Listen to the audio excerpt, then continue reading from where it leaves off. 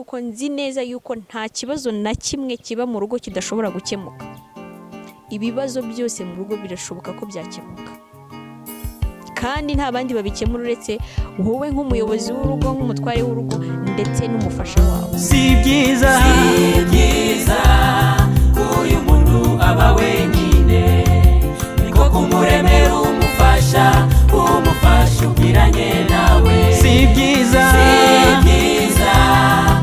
uyu muntu aba wenyine, niko kumuremera umufasha ubwiranye nawe. Imana isinziriza Adamu ubuticura. Hello, tuguhaye ikaze kuri channel ya YouTube Gihundwe Gospel. Nizere ko mumeze neza aho muherereye hose, haba abadukurikiye bari hano mu Rwanda ndetse n'abadukurikiye bari hirya no hino hatandukanye. Nizere ko mwese mumeze neza. Tuguhaye ikaze rero mu kiganiro Ibanga ry'Urugo. Ni ikiganiro uzajya ukurikira kuri Gihundwe Gospel ukagezwaho nanjye Anora. Mwese abo muri rero, abantu mwese mwubatse, abantu mufite ingo, nizere ko mumeze neza. Abantu mufite imiryango, nizere ko namwe mumeze neza. By'umwihariko mwe mufite umuryango, wowe ufite umugore, wowe ufite umugabo, niwe iki kiganiro kirakureba. Ni ikiganiro turebera hamwe ko umuryango ukwiriye kubakwa. Ni ikiganiro turebera hamwe ko ese umugabo ashobora kubana gute n'umugore kandi bakabana neza, ese umugore ashobora kubana gute n'umugabo kandi mukabana neza. Ese mu gihe umugore n'umugabo bashwanye habayemo utubazo, cyane ko burya mu rugo habamo utubazo twinshi, mushobora kubana mute, mwabikemura mute, mwabigenza mute kugira ngo umuryango ukomeze kugenda neza, habara abana bo mubana gute nabo. Ni ikiganiro rero uzajya ukurikira kuri Gihundwe Gospel, hanyuma ukarushaho gusobanukirwa n'ibigendanye n'umuryango kigezweho nanjye Anura. Kugira ngo rero ibiganiro byacu byose bijye bikugeraho, urareba aho ngaho, hanyuma ukande ahantu hari inzogera, kandi subscribe kugira ngo ibiganiro byacu bijye bikugeraho byose kandi bikunogere. Nizere rero ko mumeze neza mwese. Noneho twatangira ikiganiro cyacu nkuko nabikubwiye kizakibanda ku muryango. Uyu munsi wa none rero muri make umuryango ugizwe n'umugore n'umugabo n'abana y'Imana yababahaye. Abandi bo ku ruhande baza ba nyogokuru, ba sogokuru, burya tubabara ku ruhande, ariko umuryango n'uwo ubwawo bamaze kubaka cyangwa se gukora. Mu muryango rero habamo ibintu byinshi cyane. Duhereye ukiri umusore, igihe kiragera ukavuga ati mbayeho uri umusore wibana, wikorera ibyo ushaka, utaha igihe ushakiye, ariko igihe kikagera ukavuga ati okay, reka ndekere aho noneho mfata umwanzuro nanjye mba umuntu w'umugabo. Waba uri umukobwa ukaba ubiwanyu cyangwa se uba ahandi hantu hatandukanye, ariko udafite umugabo, witwara uko ubishaka, bigenza uko ubishaka, ariko igihe kikagira ukavuga ati noneho mfashe icyemezo, ndavuze ngo yes, ukaba ngo ngiye kubaka urugo, noneho nanjye mbemo umubyeyi mwiza, mbe umumama mwiza. Icyo cyemezo rero umuntu afata burya ni icyemezo kitaba navuga ngo kitoroshye kugifata, ariko iyo umaze kugifata ukavuga ngo noneho ngiye kuba umugabo, ngiye kuvamo umubyeyi, ngiye kuba umugore, ubiterwa n'impamvu nyinshi zitandukanye. Ahangaha ndavuga kuri babandi batabiterwa na pressure y'umuryango. Ako kuri umusore, imyaka ufite, igihe umaze washatse umugore, pressure y'umuryango, pressure y'abantu, kanaka yashatse reka nanjye nshake, ukajya gushaka nta mpamvu ufite nyamukuru. Uri umukobwa, umukobwa ko runaka yarashatse, uwo ko runaka yarashatse, nanjye reka noneho uzaza wese reka mfe kumwemera. Nshuti yanjye, ntabwo ndibuze kugendera kuri ibyo ngibyo, ndaza kureba kuri babandi ufata icyemezo kikuvuyemo ukavuga ati ndashaka kuba umugabo, ndashaka kuba umugore, ugafata icyemezo ukavuga ati none reka nshake ngende nubaka umuryango. So iyo umaze rero gufata icyo cyemezo cyanyacyo, ugafata icyemezo cyanyacyo ukavuga ati ngiye kubaka umuryango, utabitewe na pressure y'abantu, utabitewe n'impamvu runaka, ari uko ushaka kuba umugabo, ari uko ushaka kuba umubyeyi, burya nicyo cyemezo cyanyacyo kiba kiri mu murongo wa nyawo kabisa. Ni nabwo wubaka umuryango ugakomera bitewe n'uko bufite intego. Uyu munsi rero nge mu muryango ndaza kwibanda ku bagabo. Abagabo bavuga ko umugabo ni umutware, ni umutwe w'urugo, ni we muyobozi w'urugo. Yego uba ufite umufasha, ariko ni wowe muyobozi w'urugo. Abagabo rero iyo umaze mbabazwa cyane n'umugabo udaha agaciro umuntu uba waratumye witwa umugabo. Impamvu wiswe umugabo nuko washatse umugore, hanyuma umugore aba impamvu imwe yo kwitwa umugabo, ariko ugasanga ugeze muri rwa rugo ubaye umuyobozi, ukaba umuyobozi w'urugo mu buryo bubi. Ntabwo mvuze ko abagabo bose ari babi, hari abagabo beza usanga ari wa mugabo keya hafi aho ngaho, yita ku mugore we, umwenda mwiza umugore we wambara, arya neza, inshingano zose azishyira mu buryo. Hari n'aba bagabo none niba mbita ibirura, muraza kumbabarira gukoresha iryo jambo, ariko abagabo barahari, wa mugabo utazi icyo yaje gukora mu rugo. Hari inshingano z'umugore, hari n'inshingano z'umugabo. Inshingano z'umugabo ni ukwita ku rugo, ni ukuba nyine umutware w'urugo, ukaba umuyobozi, urugo ukaruyobora, ukarushyira mu murongo, bitari mu murongo ukabishyira mu murongo neza, noneho ukagira n'umufasha uri buze kugira gute kugufasha kubishyira mu murongo.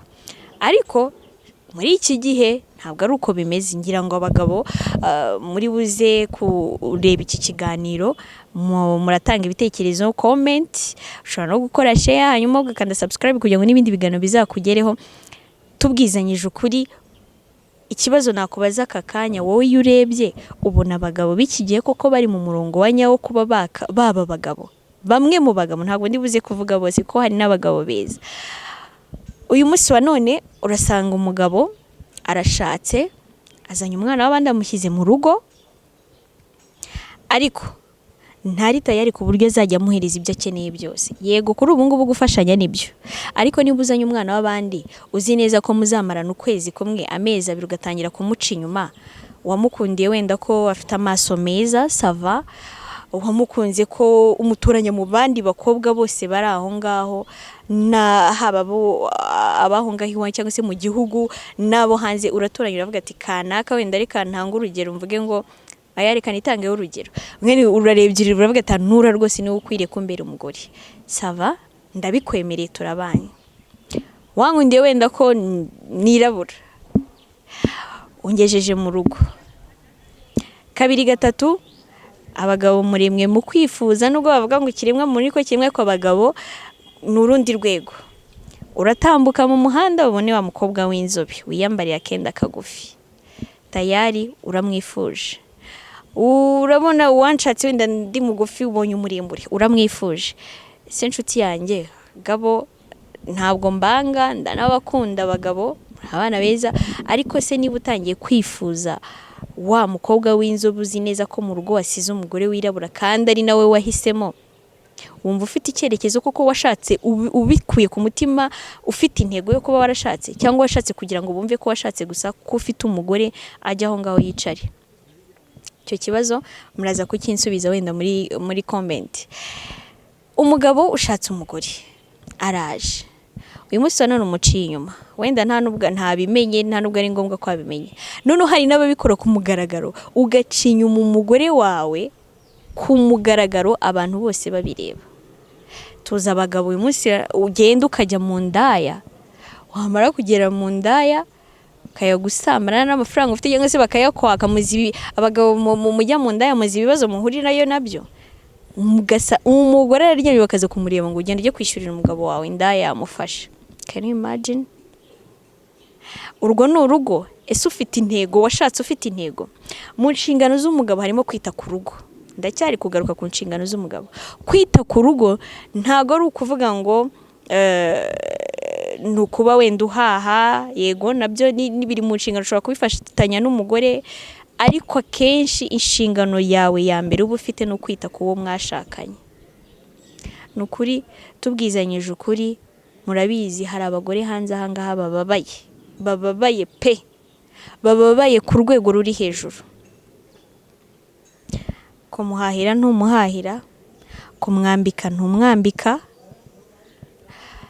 ibyo umugore akeneye ntabwo ugera kuri urwo rwego kuba wabye. Si uko udafite ubushobozi, cyangwa se nubwo bushobozi n'ubufite, erega hari urukundo nta kidashoboka. Ushobora kuba udafite ubwo bushobozi, kamwicaza ukamubwira ati rero umugore mwiza sheri wanjye, umunsi wa none wenda umugore wawe ugati nge nawe kanakamba igitengero cya wax cyangwa se sipe, nta bushobozi mfite bwo kukigura, ariko ihangane igiki niki tuzakibona, ukagenda ukamwihanganisha.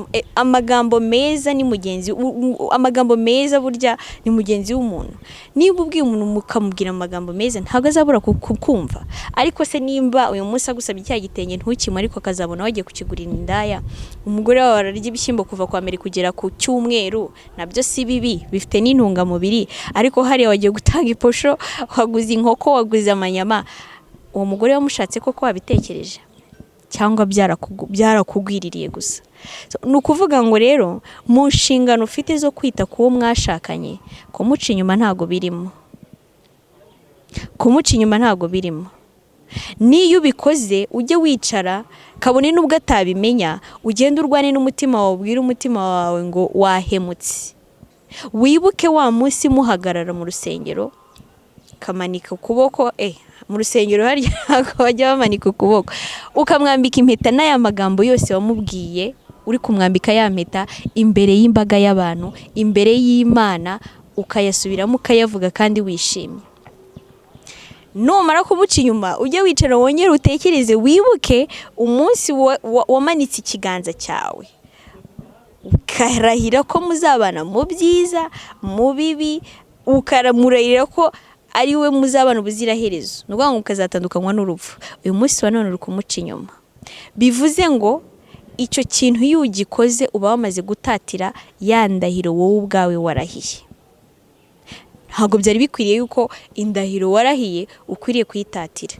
Ujye wicara rero, wicare n'umutima nama wawe, ubwire umutima wawe ngo mutima wanjye wahemutse, wahemutse, hari ibyo ukoze bitari ngombwa, urahemutse. Hanyuma niyo atabimenya, igihe kigera uvuga ati reka nsabe imbabazi. Biragoye inshuti yanjye, uri buze gukurikira iki kiganiro, biragoye kuza gufata umwanya ukabwira umugore wawe ngo naguciye inyuma, kandi abagabo babikora n'abagabo bake b'intwari. Ushobora kwicara akabwira umugore ngo naguciye, ase ubundi buriya barahari. Handi ushobora gufata umutima wawe ukavuga ngo mugore mwiza, rero nakoze ikosa, ndashaka kugusaba imbabazi. Irihe kosa se? Naguciye inyuma. Mugabo uri kureba iki kiganiro utaye, ariko icyo kintu ushobora kuba wakicara ukakibwira wenda hari ababikora nta wamenya, ariko biba bigoye kuba wabivuga. Ariko none kubivuga ni ubundi butwari butuma umugore akubonamo ikindi kintu. Yego birashoboka mu buzima ushobora gucikwa bitewe n'impamvu runaka, ariko ukamenya no gusaba imbabazi. Abagabo abenshi ntago muzi gusaba imbabazi, ni biri muri kamere zanyu gusaba imbabazi. Abagabo bake nibo bashobora kuba basaba imbabazi umugore akavuga ati mbabarira, ahubwo bumva yuko ari wowe wasabwa imbabazi. Yego nta kibazo, ariko umuco wo gusaba imbabazi nanone ku mugabo n'utuma urukundo hagati n'uwo mwashakanye rukomeza kwiyongera. Ndabivuga kubera iki? Uyu munsi hari utuntu tw'udukosa bita ngo ni udukosa dutoya, wowe ukatwita udukosa dutoya, nyamara ari two twa mbere dushobora gufata iya mbere mu gusenya urugo rwawe. Hari abagabo wenda ushobora kubyuka mu gitondo ukajya mu kazi, ugiye mu kazi nyamara umugore yari yamaze kugutegurira breakfast. Iyo ndi kwihuta, urabona ngiye mu kazi, mfite akazi kenshi uyu munsi, reka nihute. Ntabwo uhaye umwanya cyangwa se agaciro wa mwanya yafashe wo kubyuka akagusiga mu buriri, akagenda agafata uwo mwanya wo kugutegurira breakfast. Ntabwo mvuze ngo wenda yes ushobora kuba ufite izo gahunda zikomeye cyangwa se zihutirwa, ariko banza byibuze uha agaciro icyo kintu yatekereje gukora. Aho uzi kubyuka ukava mu buriri, umuntu aryamye, ukigomwa ibyo bitotsi bya mu gitondo, ukavuga ati reka njye kumutegurira breakfast kugira ngo aze kugenda hari icyo afashe. Noneho wowe iyo breakfast urabyutse usanze irateguye, noneho wanze kuyifata, uragiye ngo uri kwihuta.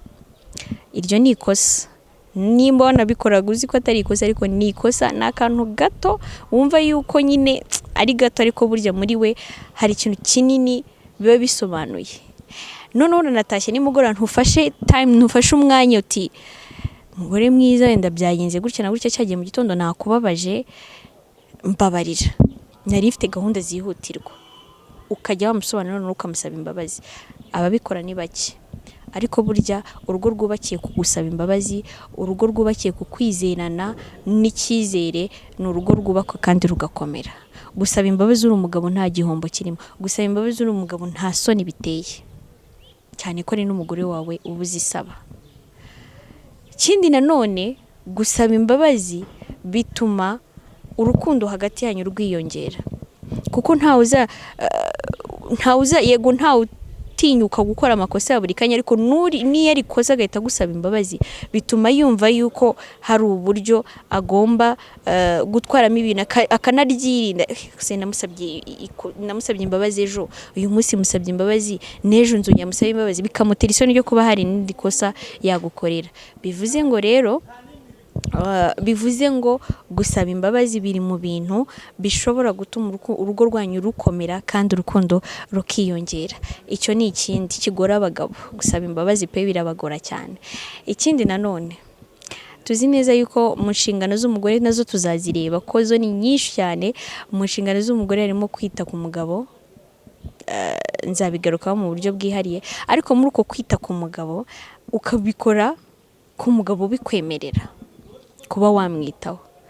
Sindi buze kujya kure, murabizi neza ko hari umugabo ushobora gutaha buri munsi uko uvuye mu kazi ugasanga bagushyuhirije amazi yo koga, bagutekeye neza, ariko ya mazi bagushyuhirije yo koga ntushobora kuyoga, urataha yenda naniwe, ndumva sinzi ukuntu umeze, reka njye kuryama, ukajya kuryama.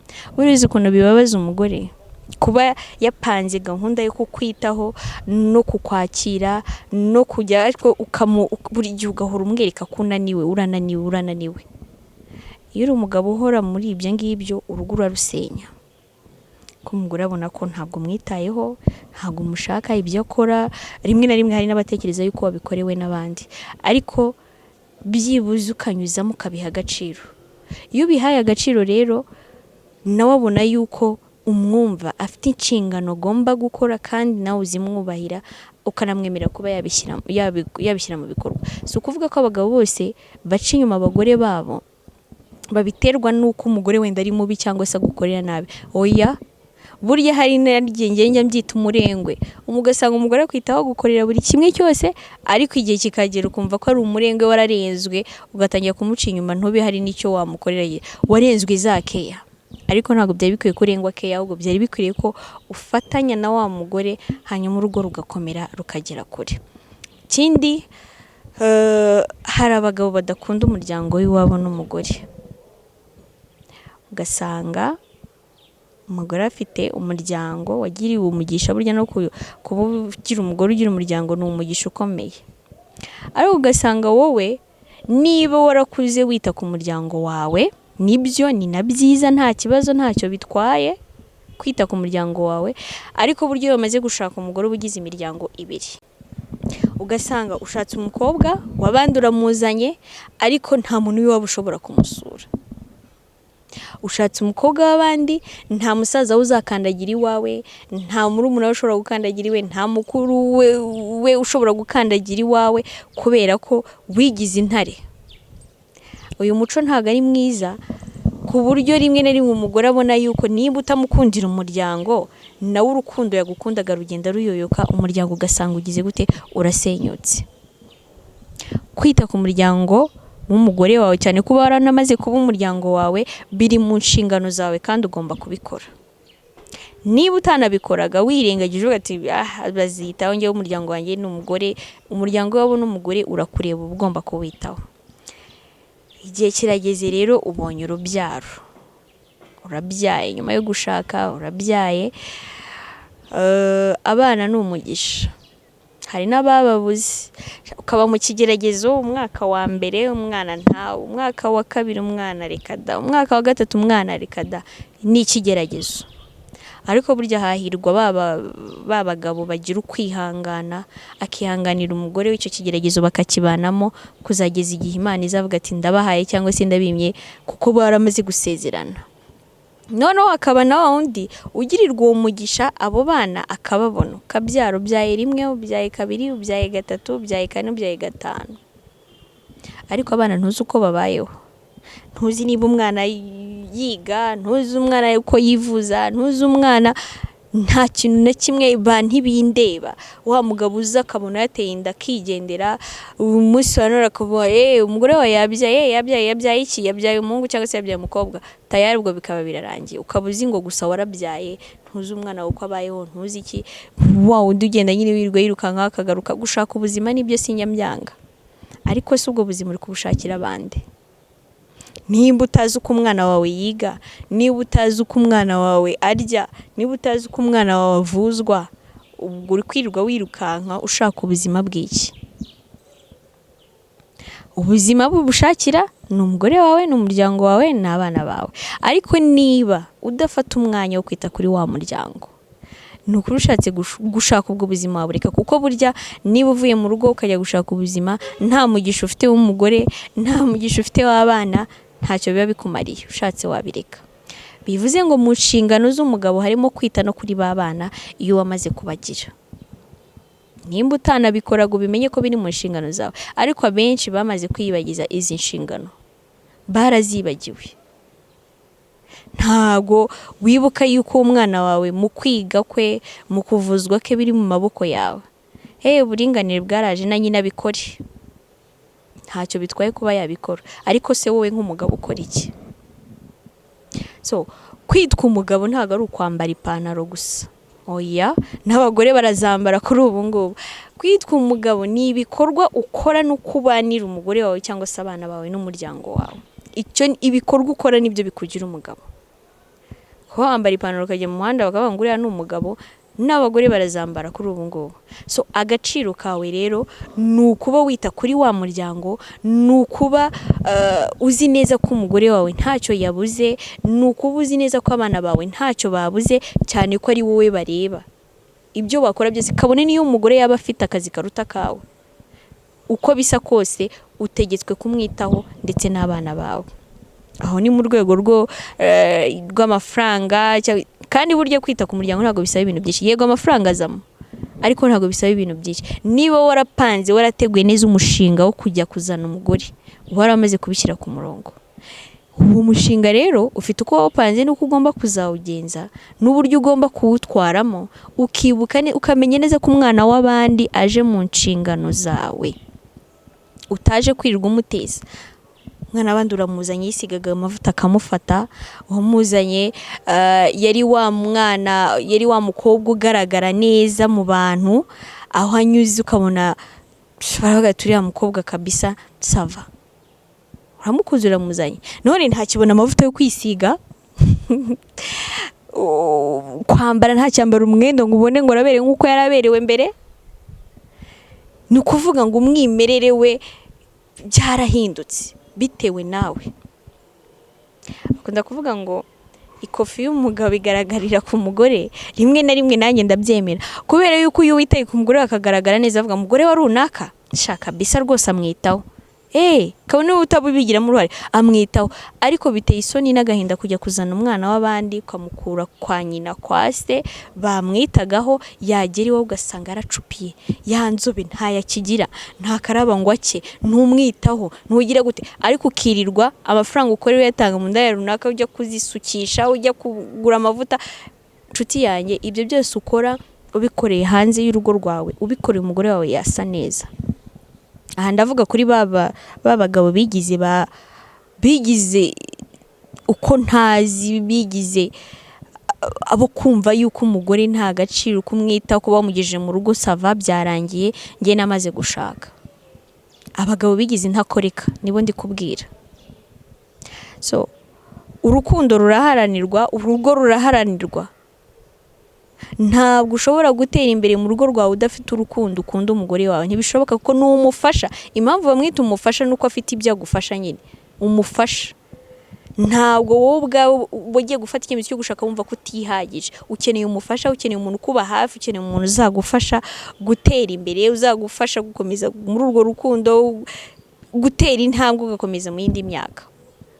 So umufasha rero iyo umufashe nabi, usanga byinshi bita bisenyuka kandi bikamera nabi, bikakurushya nawe. Mwabagabo mwe rero, inshingano zanyu, iyo ufite inshingano ukazikora neza, ukazitaho, n'ibindi byose bijya mu buryo. Iyo umugore wamufashe neza n'ibindi byose bijya mu buryo, ko buryo abagore bashimishwa n'utuntu duto cyane. Kumushimisha ni akantu gato, iyo wabikoze arishima kandi akaba yanagufasha kugera kuri rya terambere mu buryo bworoshye, mu buryo nawe ubwawe bikunogeye n'abandi bakabibona ko iryo terambere rihari ry'urugo. Ariko urugo ruhoramo intonganya, urugo ruhora abantu bashihurana, ruhora abantu batukana, nta neza irimo, ntabwo urwo ari urugo, nta n'urwo rushobora gutera imbere, ntabwo byashoboka.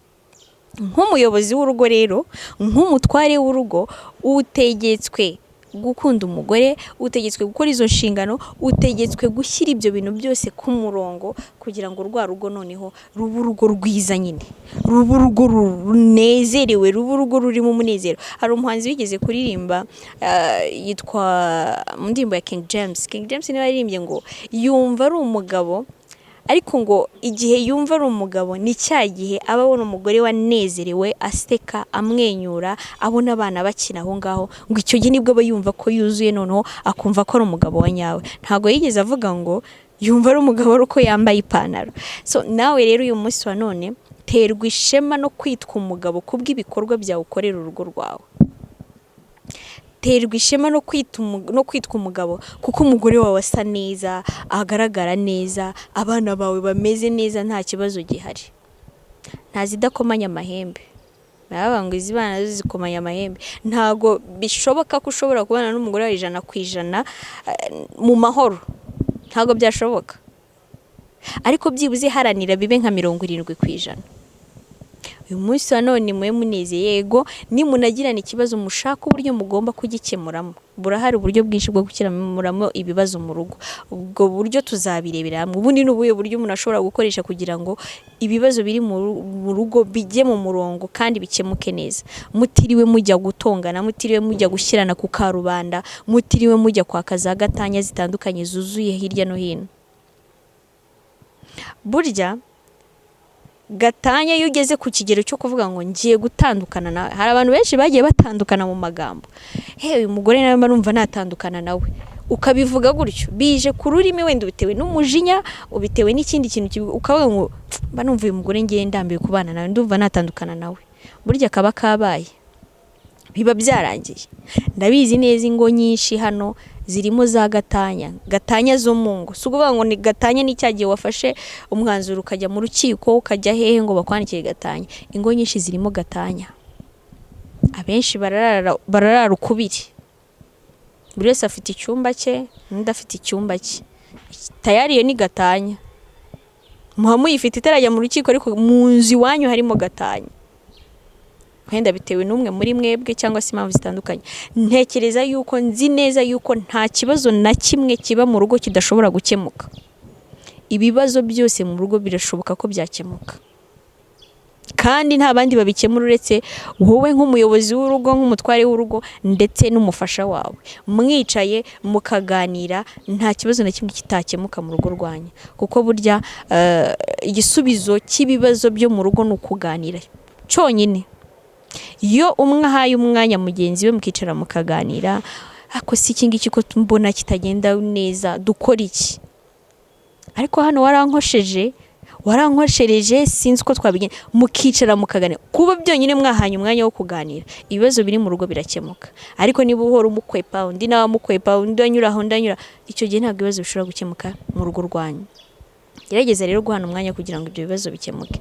So umugabo wese nk'umuyobozi w'urugo, nk'umutware w'urugo, ibintu utegetswe kubishyira ku murongo kandi birashoboka. Ku rwego rwo kubishyira ku murongo nibwo uzagira amahoro mu rugo rwawe, nibwo uzatekana, nibwo erega burya nta kintu kibabaza uzi gutaha uvuye mu kazi ugasanga umugore yahukanye, umugore yagiye. Burya birababaza cyane. Uzi kunyura hariya ngo umugore wa runaka nkaya ngo karananutse byagenze gute, uzi ko nibyo bintu bibabaza. Ase umugore wa runaka kuki atambara neza kandi umugabo wakora, uriya mugabo nuko mubona mu nzira ko umugore wumva kabaye nabi, icyo gihe bijye bigutera ipfunwe nawe wumva uko ibyo bintu biraryana pe. kuba warubatse urugo urushaka urukunze nyuma y'igihe runaka abantu bagatangira kuvuga ibintu nk'ibyo ngibyo, amagambo abaho ariko hari n'igihe ibyo baba bavuga ari ukuri. Jya uharanira ko ibyo ngibyo rero bitaba mu rugo rwawe. So dufite byinshi tuzatuganira ku bigendanye n'urugo, birahari byinshi cyane. Abadamu mufite ibintu byinshi mukwiriye gushyira nk'umufasha mu rugo, hari ingeso nyinshi mbi mugira, hari ibyo mukwiriye gushyira ku murongo, hari ibyo mukwiriye kwiga kugira ngo urugo rugende neza, n'umugabo kugira ngo agukorere ibyo byose hari ibyo nawe ukwiriye gukora. So dufite byinshi rero tuzatuganira, dufite byinshi tuzajya turebera hamwe kugira ngo tugire umuryango unezerewe, kuko burya twese nibyo duharanira, kugira ngo ugire umuryango unezerewe, kugira ngo ugire umuryango ufite iterambere ureba ejo hazaza, umuryango utarimo intonganya, umuryango uzira amakimbirane. Hari byinshi tugomba kuganira kugira ngo umuryango ube mwiza. Ibyo byose rero kugira ngo bikugereho nuko ubanza gukanda subscribe kuri Gihundwe Gospel, hanyuma bikakugeraho. Ibyo byose urugo rwiza, umuryango mwiza, iterambere ry'urugo ubigeraho kubera ko ufite Imana ibigufashamo. Imana yihari nabire byunganira ikabisigiriza, iyo ufite byiza ukora Imana nayiza mu rugo rwanyu, hanyuma urugo rukaba bon, urugo rukagenda neza, ibintu bikajya mu murongo. Urugo rufite Imana, urugo rufite ukwizirana, urugo rufite rugira umwanya wo kuganira, urugo rwose ruba ruhagaze neza kandi ruri mu murongo wo kubana mu nzira y'amahoro, mu nzira y'umutekano. Ariko urugo rutarimo Imana ruhoramo intonganya, urugo rurimo Satani nyine ruhora rufite navuga ngo amakimbirane, kurwana, kutumvikana, nyuma y'ukwezi urasenye, n'urugo ruba rurimo shitani. Ariko urugo rurimo n'Imana byose bikunganirwa n'Imana ikabiyobora, bigenda neza. Urugo rufite umuyobozi mwiza ariwe mutware, rufite umufasha mwiza, noneho rukaba rurimo n'Imana, ibintu byose bikajya ku murongo.